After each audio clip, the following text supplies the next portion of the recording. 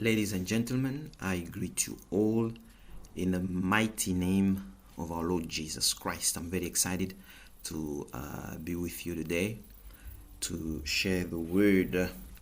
Today I'm going to try to finish this text. This is part 3 of our series on Jesus' condemnation before the Sanhedrin and so Jesus' trial before the Sanhedrin, the Jewish authorities, and then before the Roman officials. And as we said last time, that we are breaking into a context which it is, starts with Jesus' trial, arrest, his trials, plural, and then his execution by crucifixion.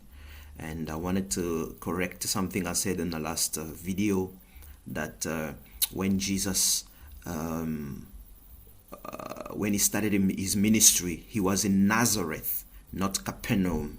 It was later on that Jesus went to Capernaum and made it his headquarters. He was in Nazareth when he went into the synagogue and took the scroll of Isaiah, where he said that the Spirit of the Lord is upon me because he has anointed me to, I wanted to make a correction. It's not Capernaum, it was in Nazareth, his hometown. So that's where Jesus started his ministry among his town people who rejected him. Right, so we are in John chapter number 18 from verse 28. I'm reading from the New Living Translation. That's the Bible I'm using now, the Study Bible, and my New King James Study Bible is completely worn out. I've had it for 20 years. Most of my stuff are digital, research and things, and even study Bibles. So when I'm doing my study and my research, everything is just done on the computer. I don't have much of physical stuff. I need to get the physical Bible. My New King James is gone. Pages are falling off. So I'm using the New Living. I have no problem. It's quite good. It's a paraphrase. There's one video I will do about Bible translation. So coming up, watch out for it. It's going to be very interesting. In the English world, we are very blessed. We have over 100 of Bible translations. So for the English speaking people, and I assume that you are, as you are listening to me in English, we are very, very blessed. 80 to 85% of written materials on theology, the best expert and theologian that have written extensively are Americans. So in the northern hemisphere, Americans, They've brought to the world the good, the bad, and the ugly as leaders of a free world. But one of the good thing is, they have 120 of the best seminaries, colleges, and universities. Many of them are in America. We find some in UK, 1 or 2 Germany, I think. But the rest, America. So the English world is blessed, very, very blessed, with materials and Bible translation as well, things that are tools that helps us to deeper understand the Bible. As we start, we're in verse 28. I wanted to talk about the illegalities of the night trials. Okay, that was the trial that precipitated into this one. So on that night, they held a precipitated trial, which was very illegal, and there were many things they did illegally by the Jewish authorities. Very, very illegal, just because they wanted to arrest the man. They were tired of him. So one of the things they did, the night trial of Jesus before the Sanhedrin. Number 1, no capital trials were to be held at night. All 3 of them were done at night. At Annas' house, the former high priest, Caiaphas, the current high priest, and the whole Sanhedrin, the high council of the Jewish people, was done also at night. So all three were done at night, which is not supposed to be done according to Jewish law. They broke that one. A capital trial and punishment must not occur on the same day. You cannot have a capital trial because they wanted to kill him, so they were charging him with the capital punishment. And you cannot have a trial and a punishment on the same day. So you trial somebody, you sentence him, and you execute him. They broke that as well. You cannot have that on the same day. Number 3, no trials were to be held on the feast day or the eve of the feast day, because on the eve of the feast day, it's preparation day. You have to prepare yourself, make yourself holy. You know the laws that were given in the Old Testament, Exodus, Leviticus, specifically Leviticus, how you prepare yourself for a festival, because you're gonna meet the Lord. So you need to. There's a certain cleansing and all of that. How do you bring the offerings? And so on the eve, you cannot have something as big as a trial, especially as a capital trial. Cannot be held on the feast day, like on the Sabbath, or the eve of the feast day. They broke that. Number 4, this particular morning was reserved for the slaying of phylacteries. So on the eve, on the Sabbath, the Friday before 9, or even on Saturday, that day is reserved for the phylacteries. It's those prayers that the Jewish people take a leather box where they put the prayers. They put in Deuteronomy 6 and Exodus 23 and so on. So they put prayers. Even if today, when you go to Jerusalem, the eastern wall that is left, when you go there, you will see the Jewish that practice Judaism, the Jews, they're praying like this to the wall. It's a prayer where it's preparation. You're preparing yourself for a festival, a big feast. So you cannot have something like a trial, and especially wanting to kill somebody on the eve of a festival, of big feast. So that was another illegal thing they did. They were so blinded by rage because they wanted to get rid of this person. Number 5, that morning was also the time of the offerings of gift in the temple. I told you there were close to 100,000 pilgrims that came to for the Passover. 50 days after the Passover, it's the feast of the unleavened bread. The feast of the Pentecost. And we see that in the book of Acts, that there was many nations came. That's how big. Let us read. I won't spend a lot of time there, but it's part of our context.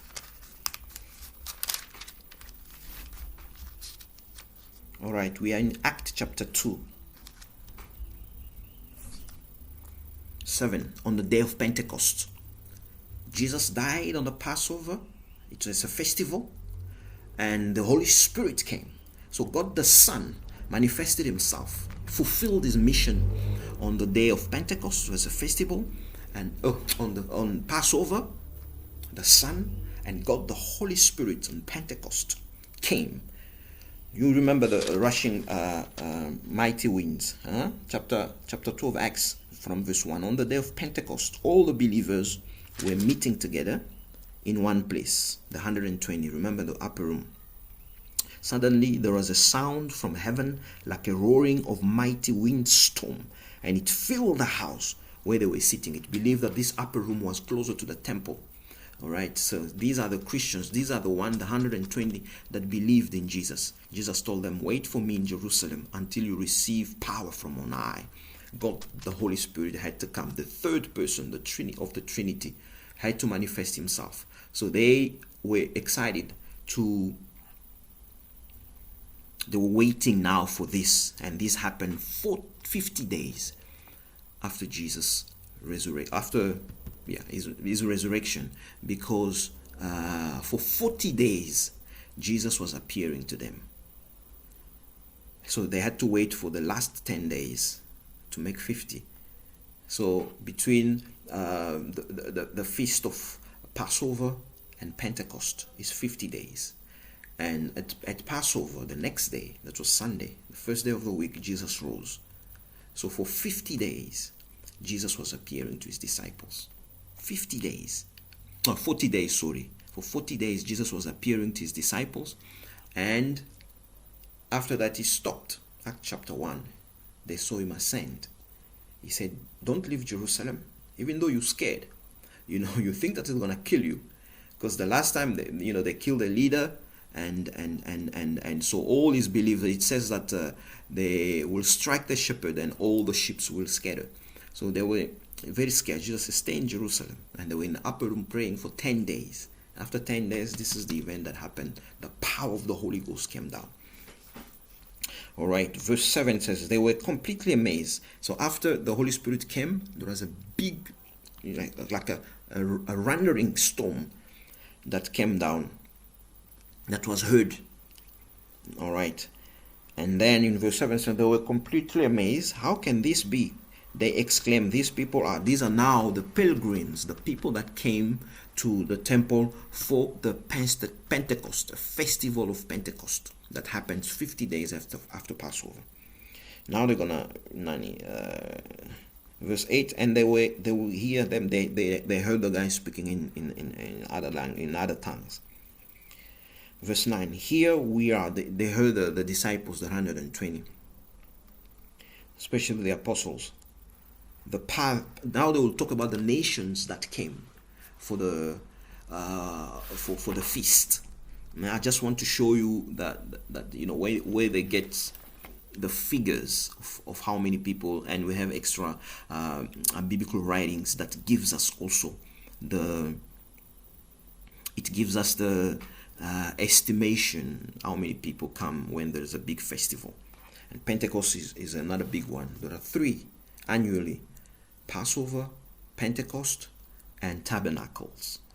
Those are the 3 feasts that every Jewish male that has done his bar mitzvah, which means around 12 to 30 years old, when a young boy is initiated into adulthood, becomes a man. They are required to go to Jerusalem 3 times, no matter where they're staying. They have to try to go at least once with an offering. So we could see that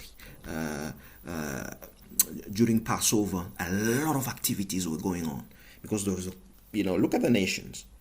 Acts chapter 2 verse 9. The Parthians, the Medes, the Elamites, people from Mesopotamia, Judea, Cappadocia, Pontus, the province of Asia, Phrygia, Pamphylia, Egypt, the areas of Libya around Cyrene, visitors from Rome, both Jews and converts to Judaism, Cretans, Arabs, and all, they were hearing them speaking in other tongues. So these are just some of the nations that came for that feast. That's how powerful, and that's why they believe close to 100,000 people, were gathered in Jerusalem. So Jerusalem city was quite a buzzing city. It increases 4 times its normal size. And you could see that they brought a lot of money, a lot of currencies come, a lot of offerings, so there's a lot of activities. That's why the temple was quite it was like a bank, a lot of money. And the guy like Jesus, who cleans the temple 1 week before his death, one of the first things he did, after what we call triumphal entry, when Jesus came riding on the colt of a donkey and entered triumphantly, and the crowd was singing, Hosanna to the highest, blessed is he who cometh in the name of the Lord, Hosanna in the highest. He went straight into the temple and cleaned the temple. So the money changers that were in the court of the women, business was going on there. The priests and the Levites, they have to do sacrifices, killing of animals and all of that, the way it was described in the Old Testament. And it also takes the offerings, the gift that people will bring. And if there was 100,000 in this ancient time, do you know how much money was in Jerusalem? No wonder the governor, Pontius Pilate, the procurator, was in Jerusalem, because he knew that in this festival, of Passover and unleavened bread that takes about 8 days, anything can happen. We need security, we need reinforcement, and now they are bringing this trial right in the middle of that. And he also needed to deal with it very quickly because it was dangerous to him governing properly. They need to keep peace and security, law and order, and they don't want anything that jeopardize that. So we in 28, Jesus trial before Pilate. Jesus' trial before Caiaphas ended in the early hours of the morning. It's believed that once they finish, the Jewish leaders, the Jewish authorities, they finish the illegal trial, night trials. They quickly, early in the morning, they came to Pontius Pilate, who was the governor. He was in Jerusalem. So they finished their stuff in the palace of where the high priest, remember I told you last time, where the high priest Annas and Caiaphas were staying in the same palace, same residence. They finished the illegal trials. Early in the morning, the Sanhedrin convened and decided quickly. And on the Jewish side, Jesus was charged with blasphemy because he made himself as a son of God, equal to God. But they could not bring that charge to the Romans. So to the Romans, they brought insurrection, like what Barabbas was arrested for. Somebody that moves the people for political, military reasons or philosophical reasons. He moves the people to overturn the government. So, here in South Africa, we had something like that, there was a movement in 2021, July unrest of 2021, one of the province in KwaZulu-Natal and also a little bit of Gauteng. So for several weeks, there was riot, a group, when the former president Jacob Zuma was arrested. So there was a group of people, mob and all of that, everybody, the youth, and they were moving, destroying everything they found, going into the malls and burning, stealing stuff, taking appliances, and so they stopped all traffic and people had to stay at home. Kids could not go to school. Doctors, those who were in the hospital, stayed in the hospital, and those who were at home could not go there. Medical supply could not go. Every supply of food and water to stores, and so life stopped for a few weeks. And if they get you, you fall in the wrong hand, because a few people died. So they were burning. That's an insurrection. So they accused Jesus of that because Jesus was moving with big crowd. Remember the 5,000 that he fed. So they knew that that will stick with the Roman law. But if Jesus is accused as someone who, aroused the crowd as like a rebel to do something wrong, that is going to stick with the Romans, not blasphemy. So they, that's the charge they brought before Pilate. Insurrection, that Jesus brings insurrection.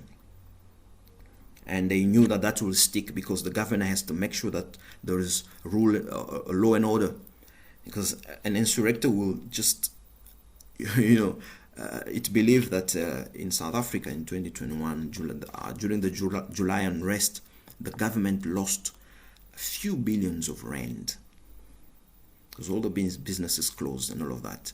Not talking about kids at school that missed school and have to catch up, and it's just a ripple effect when that's something. And if you are accused as an insurrectionist, you get arrested. You get long sentences, serious sentences. So for them, they said this, according to Roman law. Remember, Barabbas will be arrested for that. I told you it's believed he was part of a sect of the Zealot. The Zealot were known to be insurrectionists. They were warriors, and they were walking with weapons, attacking from time to time, even the Roman soldiers, and provoking riots and all of that. Their leader, Barabbas, was arrested, and he was the one who will be released, and Jesus will be arrested. How ironic is that? So here it says Jesus' trial before Caiaphas ended in the early hours of the morning. Then he was taken to the headquarters, which is not far. The fortress, the governor stayed at Caesarea by the sea. And he comes from time to time in Jerusalem city, in Galilee, and Judea, for when there are big events, okay, or when they're organizing something governmental, you want to speak a speech, whatever it is, that is his official visit into the city. But he resided Caesarea, and all the military were there. But for the festivity, even for Pentecost, even for the festival of tabernacles, he will come to Jerusalem. Every time there's a big event, he comes, and there is reinforcement of soldiers. Also, they come down to Jerusalem to make sure that there is law and order, there is peace. So then he was taken to the headquarters of the Roman governor. I told you that the fortress of the governor, the procurator, was not far from the residence, from the temple and the residence of the high priest, where Jesus had that night trial. So they don't have to walk far. Could have been Fortress Antonia, what I heard. All the old fortress of Herod the Great. Each one, it's not far from the temple. His accusers, we are in John 18 from 28, second part of 28. His accusers didn't go inside because it will defile them and they wouldn't be allowed to celebrate the Passover. So when they took Jesus now to the Romans, they did not want to enter the praetorium or the governor's palace.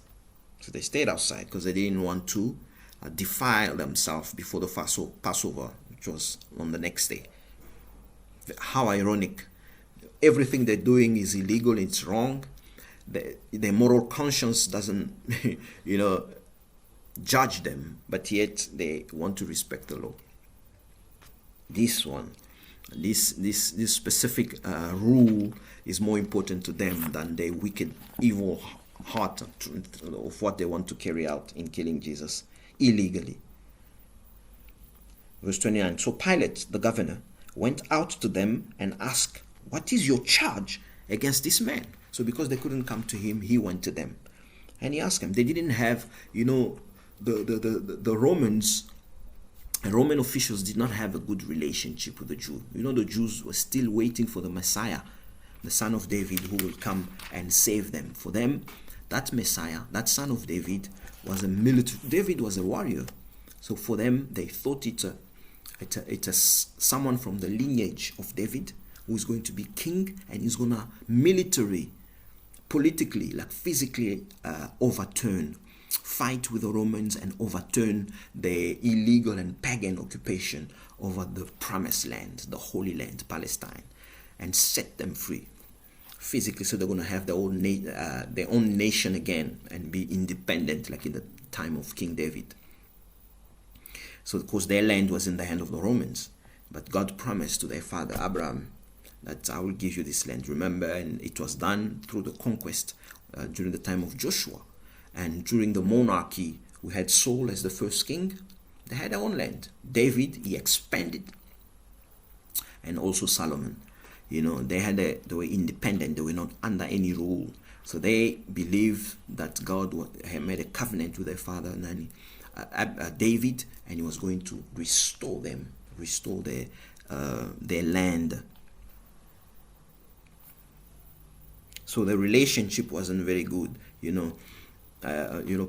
Pontius Pilate was a Roman, and there was a lot of extra biblical writings of historians and archaeologists that philosophers, they give us a certain understanding, because the four Gospels, Matthew, Mark, Luke, and John, they don't give us everything. That's say Pontius Pilate. We don't know who he is.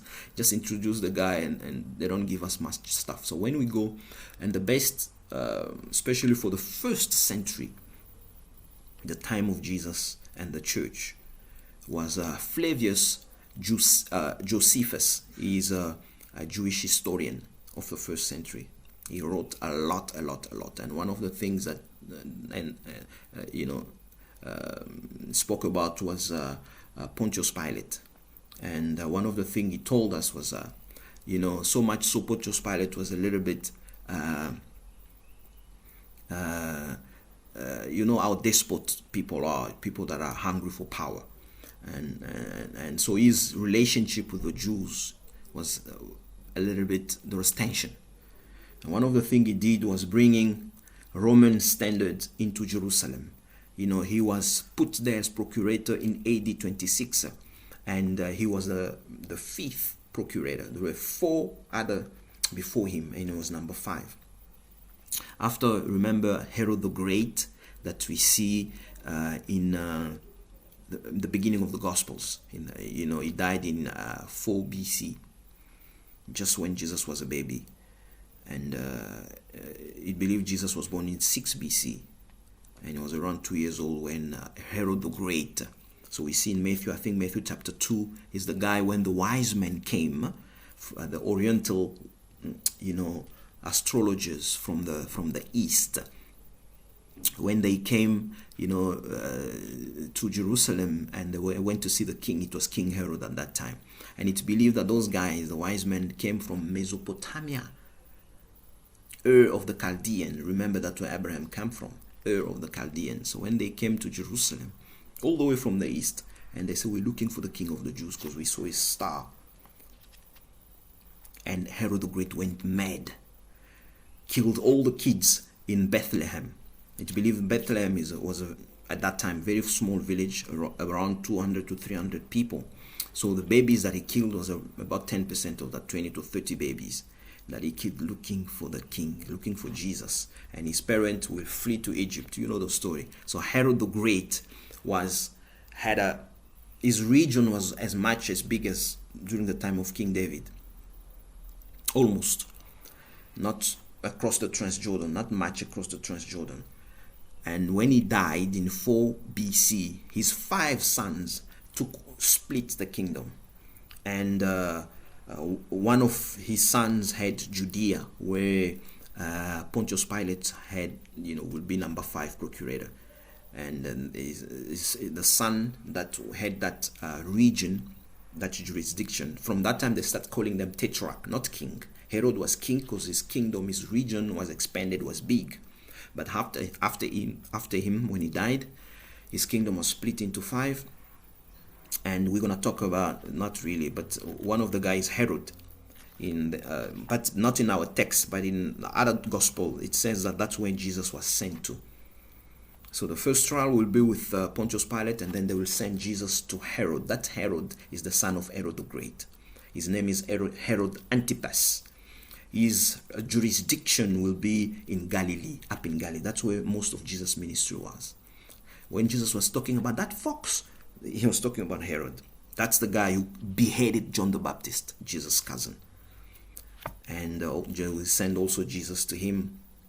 That will be trial to the Roman officials, trial number 2. And Herod Antipas won't make fun of Jesus and all of that, and will send it back to Pontius Pilate, and that will be trial number 3. Then Jesus will be sentenced to die. So that's the story there. And look at one of the things that Pontius Pilate did that we get from Flavius Josephus, he's a first century Jewish historian. He said that one of the things that Pontius Pilate did, trying to please the emperor Tiberius, he wanted to bring Roman standard into Jerusalem. How do you upset into the holy city? How do you upset the Jewish people by doing that? Bringing Roman standard into Jerusalem in AD 26. That act, even the other procurators before him, they have not done that. These symbols of Roman gods inflamed the Jews.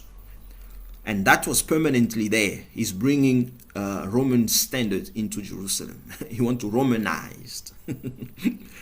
He didn't like what the lifestyle, the social life, spiritual life, religious life of the Jewish people. He want to Romanize them, thinking that by doing that he's going to please his masters in Rome. One other thing he did, minting coins in AD 29 to 31. which had images. You can see extra biblical writings that really align themselves with the Bible, because this is not in the Bible, but this is writings that, you know, historians and writers and philosophers wrote about what was going on. This is exactly this procurator, Pontius Pilate, during AD 29 to 31. That's exactly during the period of that Jesus was did his public ministry. And this guy was appointed in AD 26. Jesus started his public ministry around AD, I believe, if you take AD 29, because Jesus' public ministry was 3 to 5 years. We're not sure. We said 3 years because of the 3 Passover, when Jesus went to Jerusalem and the cleansing of the temple, where he went during the feast, during the festival, and he cleansed the temple 3 times. But there are other, you know, references where it implied that other 2 instances he went to Jerusalem. It could have been 4 or 5 years during Jesus' public ministry. And it perfectly fit that the guy who was procurator of Judea, where Jerusalem is, was Pontius Pilate. So this guy, what he did, he minting coins which had images of Roman worship engraved on them. And what the historian Josephus tells us is that Pontius Pilate did it purposefully, trying to overturn Jewish laws and customs. He was anti-Jewish. He hated them. That's why when they came to him, they knew that there was going to be confrontation between the Jewish leaders and this guy. They knew there was going to possibly be confrontation. Taking money from the temple treasury to build an adequate in Jerusalem. Even, you know, the treasury, when there are these big festivities, it was like a bank. The temple was a bank that kept the money of the of all the Jewish nations, even those who were in the diaspora. The money was kept at a temple. The temple was playing a lot of functions. You know, it was a headquarter. It was like a government under a government. So for them, that's what the Sanhedrin, where the people was governing the Jewish people, even not only those that are in Judea, Palestine, but also those that are dispersed. So remember what we read in Acts chapter 2. All those nations, they sent money. All right. There was to support the temple, to support the priests that work there, the Levites. If you have 100,000 pilgrims at a festival, you need people to cut to do the slaughter of animals and take care of the sacrifices, making sure that the animals are unblemished, properly given, and to cut them the way that Leviticus gives us, you know, clean and unclean animal and so on. So it's a big administrative headquarter, the temple. So there's a lot of money there, a lot of money.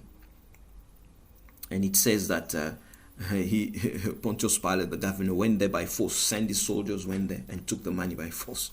And what he did with the money from the temple treasury, he built an aqueduct in Jerusalem. An aqueduct, it's like a cistern, a conduit that brings water. Fresh water. So he built an aqueduct to bring fresh water into his fortress. So an underground conduit canal that takes water from the source, fresh water, and he brings it into his fortress. Sometimes they use it for hot bath when they needed, you know, having a good time. They want to take a hot bath, and sometimes it was for their gardens. Sometimes it was for to have a swimming pool when it's very hot. So they needed a lot of water, and also fresh water for drinking and all of that. So he took the money to build an aqueduct. And you know how you take the money, you know, from the temple treasury. How are you going to enrage the Jewish people? So they did not really have a very good relationship. He also had having several Galileans killed while offering a sacrifice at Passover in Jerusalem. 100 of them. He killed the Galileans.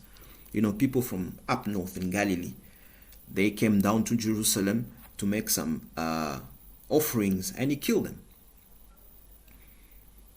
That's the type of person he was. What he did also, he brought Roman shield into Jerusalem in AD 31. So much so, this was so enraging. Herod the Great's son, Herod Antipas, whose jurisdiction was in Galilee and I believe Perea, across the Jordan, appealed to him to remove them. He said, those Roman shield that you put in Jerusalem is a holy city. You're going to upset the local population. This is not how you govern. He didn't want to listen. Very stubborn.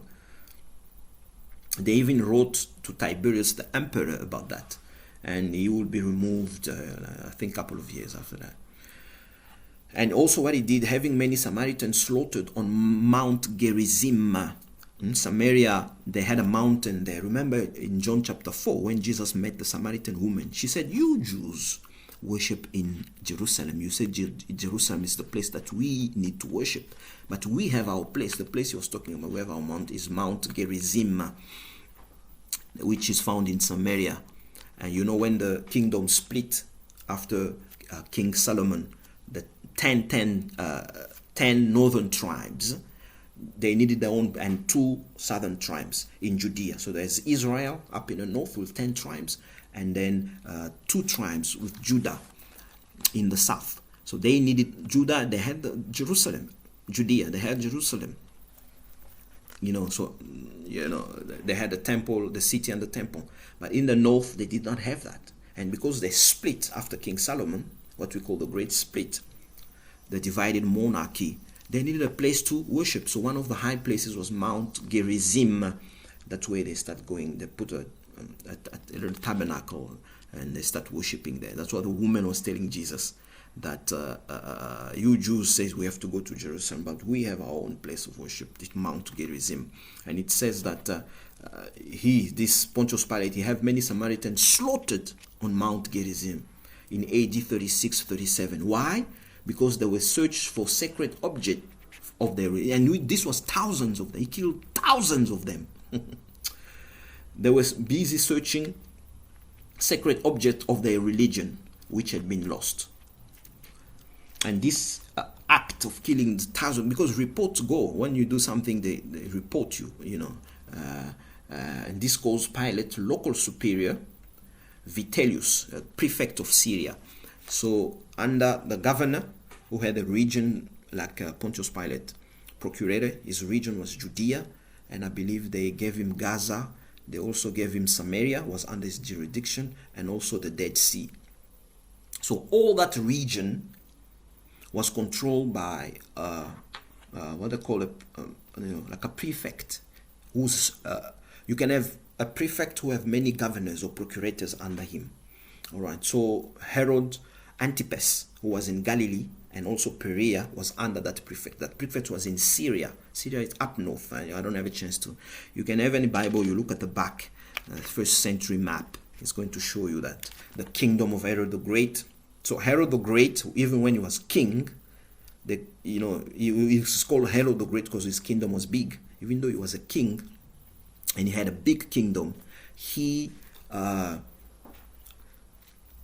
still was under the governor of Syria. He was still under the governor of Syria. And this is the man who was controlling that whole area. So even though they were all reporting to Rome, to the emperor, but they had a local a master, somebody they were reporting to locally. So this is during this time Vitellius, prefect of Syria. They reported to him about what was going on, and he removed Pontius Pilate from office and sent him back to Rome. Just a few years after crucifying Jesus, he just did something crazy, execute all these people. They send him back to Rome. Had enough of him, and they sent somebody else. So this is some of the things, some of the tension that were there, because those people were crazy, and they there was always tension. So you could see here why